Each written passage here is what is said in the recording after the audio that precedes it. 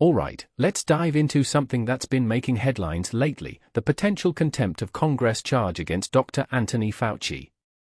Now, before we get into the nitty-gritty, let me just say this: personally, I think this situation is a perfect example of how politics can collide with public health in the most dramatic way.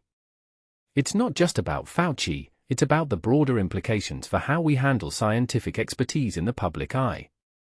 So, here's the deal: Senate Republicans are pushing to hold Fauci in contempt of Congress because he invoked his Fifth Amendment right during a recent hearing.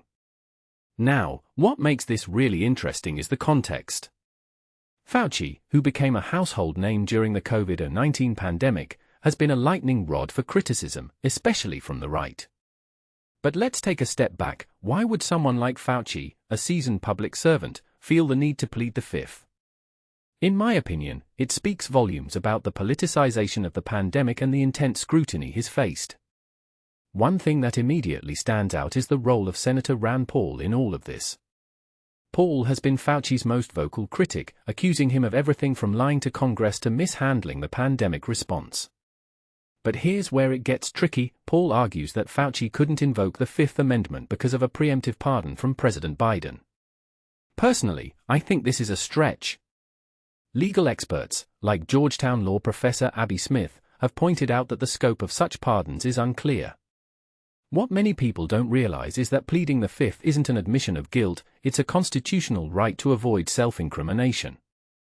So, Paul's argument feels more like a political maneuver than a legal one. Now, let's talk about the contempt resolution itself.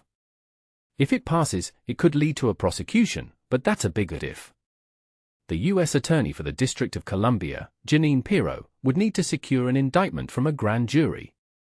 And here's the kicker: Pirro's track record is mixed.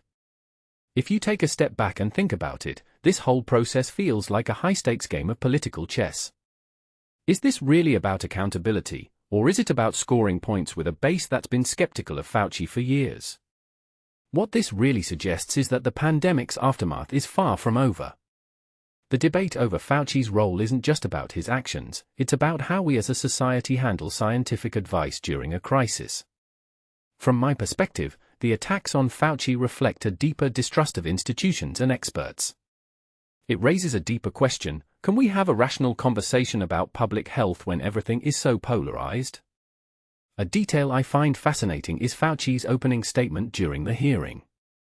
He didn't just plead the Fifth, he explained why, citing concerns that Republicans would use his testimony to prosecute him.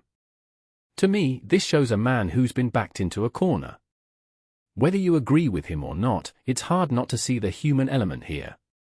He's not just a figurehead, he's someone who's spent decades in public service, now facing what feels like a personal vendetta.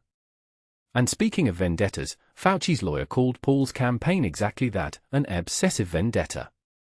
Strong words, right? But when you look at the history between these two, it's hard to disagree.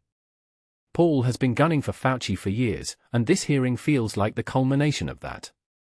What makes this really interesting is how it reflects the broader political climate. In an era of partisan warfare, even public health officials aren't safe from becoming targets. So, where does this leave us? The vote on contempt is just the latest chapter in a saga that's been building for years. But here's my takeaway: this isn't just about Fauci or Paul. It's about the erosion of trust in expertise and the weaponization of public health for political gain. Personally, I think we need to ask ourselves, is this the kind of discourse we want to normalize? Because if it is, we're setting a dangerous precedent. What do you think? Is this a legitimate pursuit of accountability, or a politically motivated attack? Let me know in the comments below. And hey, if you found this analysis interesting, don't forget to like, share, and subscribe. There's always more to unpack, and I'll be here to break it down with you.